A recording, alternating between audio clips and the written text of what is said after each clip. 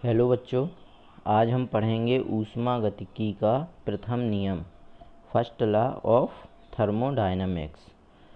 तो पहला नियम क्या होता है? सन 1950 में जूल तथा रॉलैंड ने यांत्रिक ऊर्जा तथा ऊष्मा में तुल्यता स्थापित की। तुल्यता स्थापित की कहने का तात्पर्य है कि समानता स्थापित की। जितना कार्य किया जाएगा उतना ही ऊष्मा उत्पन्न होगी और जितनी ऊष्मा उत्पन्न होगी उतना ही कार्य किया जाएगा। कहने का तात्पर्य है कि यदि यांत्रिक ऊर्जा को ऊष्मा में परिवर्तित किया जाए तो किया गया कार्य उसमें उत्पन्न ऊष्मा के तुल्य होता है या बराबर होता है। इसे ऊष्मागतिकी का प्रथम नियम कहते हैं। यदि माना W कार्य किया गया है तो इससे ऊष्मा कितनी उत्पन्न होगी? Q, और दोनों एक दूसरे के बराबर होंगी। इसको कहेंगे समीकरण नंबर 1। W तथा Q एक ही मात्रक में होते हैं, जैसे कि आपको पता है W का मात्रक भी जूल होता है और ऊष्मा का मात्रक भी जूल होता है। ऊष्मा को कैलोरी में भी नापते हैं। कहने का तात्पर्य है कि जितने जूल कार्य किया जाएगा उतने ही जूल ऊष्मा उत्पन्न होगी।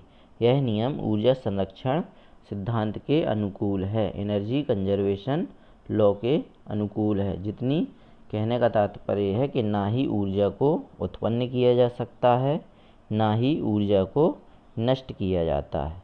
यांत्रिक ऊर्जा को जूल में तथा ऊष्मा को कैलोरी में नापते हैं। यदि W जूल यांत्रिक ऊर्जा के द्वारा Q कैलोरी ऊष्मा उत्पन्न होती है तो W बराबर JQ। इसको देंगे समीकरण नंबर 2। जैसा कि आप देख सकते हैं W बराबर JQ, ये आया कैसे?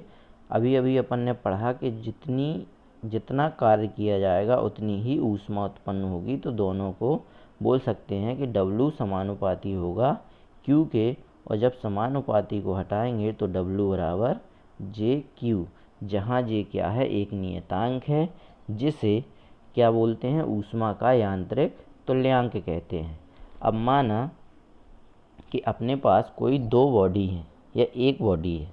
मान लिया एक बॉडी है, इसकी अवस्था क्या है?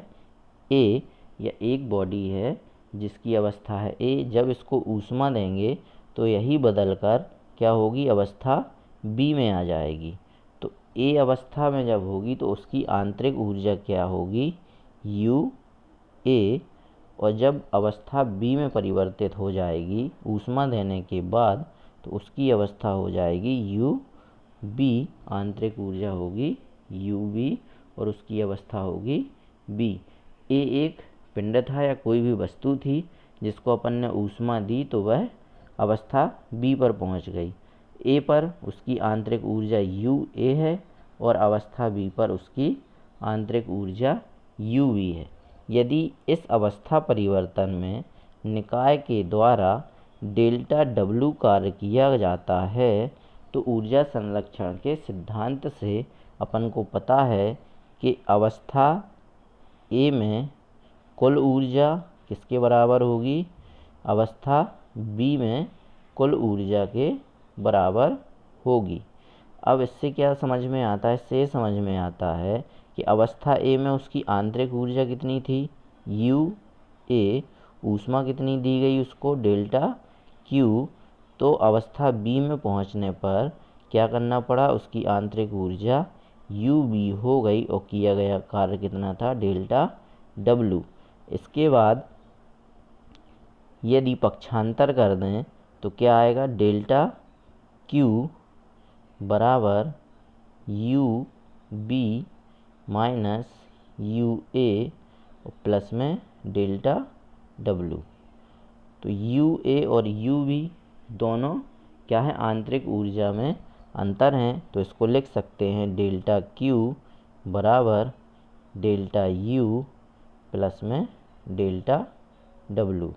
डेल्टा U क्या है? निकाय की आंतरिक ऊर्जा में परिवर्तन है, और इसी को देंगे समीकरण नंबर 3। और समीकरण नंबर 3 ऊष्मागतिकी के प्रथम नियम का गणितीय रूप है। और जैसा कि आप देख सकते हैं ये इसके नोट्स हैं, और अगर वीडियो पसंद आए तो लाइक करें और चैनल को सब्सक्राइब ज़रूर करें ताकि आपको आने वाली वीडियो की नोटिफिकेशन मिल जाए।